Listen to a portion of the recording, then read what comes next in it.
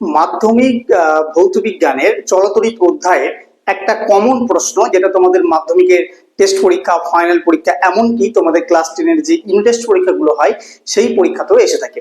কি সেই প্রশ্নটি হচ্ছে যে 220 ভোল্ট 100 ওয়াট রেটিং এর একটা বাল্বের রোধ ও তার মধ্য দিয়ে প্রবাহ মাত্রা নির্ণয় করো।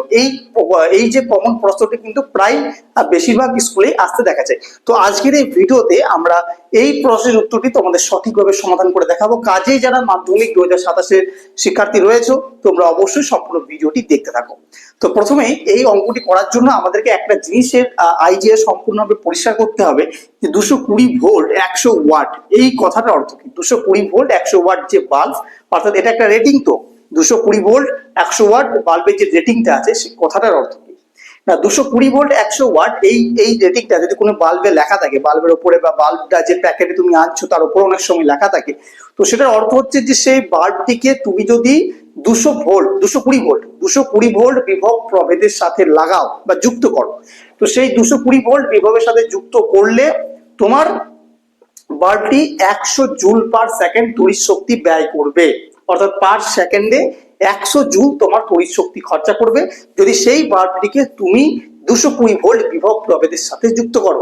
আর আমাদের বাড়ির যে লাইনগুলো রয়েছে সব 220 ভোল্ট, অর্থাৎ সেখানে তুমি যদি একটা বাল্বকে যুক্ত করে দাও 100 ওয়াটে, তাহলে সেই বাল্বটি তোমার পার সেকেন্ডে অর্থাৎ 1 সেকেন্ডে তোমার 100 জুল তড়িৎ শক্তি খরচা করবে। এটা হচ্ছে এর অর্থ। এবার আমরা অঙ্কটা সমাধান করবো। অঙ্কটিতে দুটো জিনিস চেয়েছে, প্রথমত বাল্বের রোধ কত এবং দ্বিতীয় যেটা চেয়েছে সেটা হচ্ছে প্রবাহ মাত্রা কত। এই দুটো জিনিস আমাদেরকে বের করতে হবে। তো আমরা একে একে বের করব। প্রথম বের করব বাল্বের রোধ।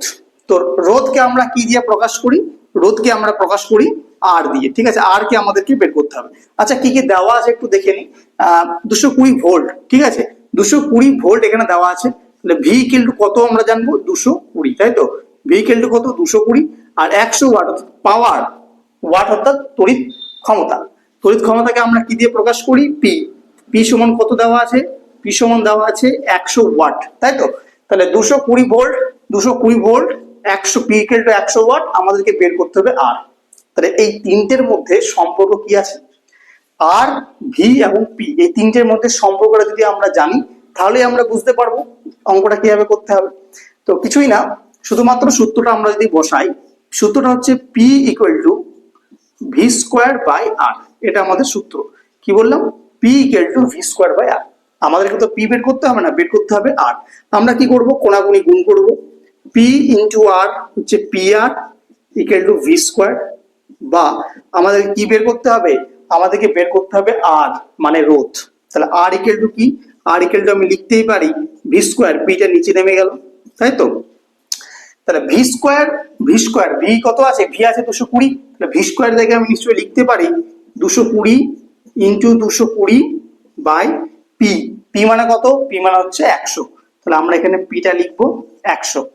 এবার আমরা যদি কাটাকুটি করে দিই, ধরো একটা শূন্য একটা শূন্য একটা শূন্য একটা শূন্য, তাহলে কত হলো? 22 ইন্টু 22। 22 ইন্টু 22 কত হয় একটু করে নিই। ঠিক আছে, 22 দুগুণ হচ্ছে 44, আবার 22 দুগুণ হচ্ছে 44, তাহলে 4 8 4 কত এলো? 484 ওহম। তাহলে ইকুয়াল টু আমরা লিখতে পারি 484 ওহম। কারণ রোধের একক কি হয়? রোধের একক ওহম হয়। তাহলে এটা আমরা রোধ বের করতে বলেছে, ওই জন্য আর ইকুয়াল টু আমাদের কত এলো? 484 ওহম। নিশ্চয়ই বোঝা গেল, একদম সহজ অঙ্ক একটা।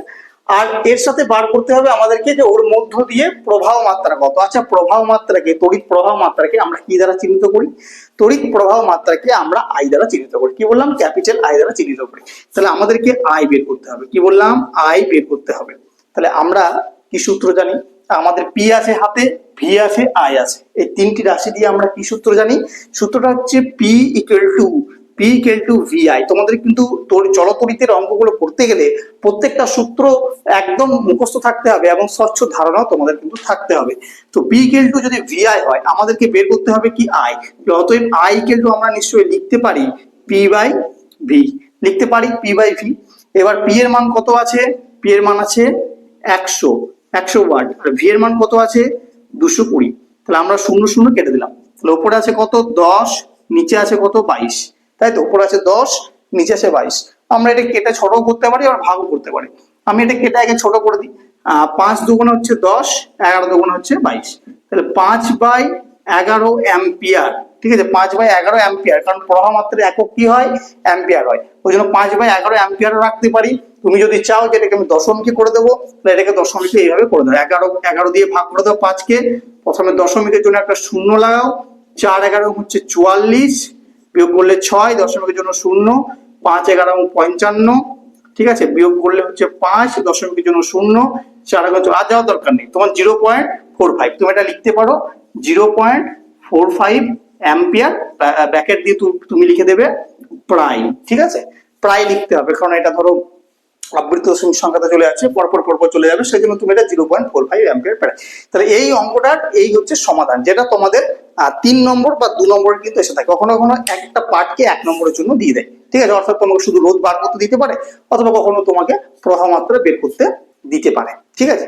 তো এই অঙ্কটা করার জন্য তোমাদের তড়িৎ শক্তি এবং তড়িৎ ক্ষমতা এই দুটি বিষয়ের একটু ধারণা কিন্তু সচল থাকতে হবে, এবং তার এককগুলো তোমরা যদি অনেকে ভেবে থাকো কি না, এই যে ক্যালকুলেশনটা অনেক ছাত্রছাত্রী দেখা যায়, এই ক্যালকুলেশনটা তো ঠিক করে দেয়, কিন্তু এই যে এককটা আছে, এই এককটা কিন্তু ঠিক লিখে না, কেউ লিখেই না, আবার কেউ ভুল লিখে দেয়। তো এই জায়গাটা তোমরা কিন্তু ভালো করে মাথায় রাখবে, তোমাকে লিখতে হবে এবং সঠিক লিখতে হবে, নইলে কিন্তু এই জায়গাতে নম্বর কাটা যায়, ঠিক আছে, একক না লিখলে নম্বর কাটা যায়। তো আশা করছি তোমাদের বোঝা গেল কিভাবে অঙ্কটা করবে। যদি কোনো ডাউট থেকে থাকে অবশ্যই কমেন্ট সেকশনে কমেন্ট করতে পারো, আর যারা আমাদের চ্যানেলে নতুন ভিডিও দেখছো অবশ্যই চ্যানেলকে সাবস্ক্রাইব করে রাখো, আর ভালো লাগলে অবশ্যই লাইক করো। দেখা হবে পরবর্তী ভিডিওতে। আজকের ভিডিও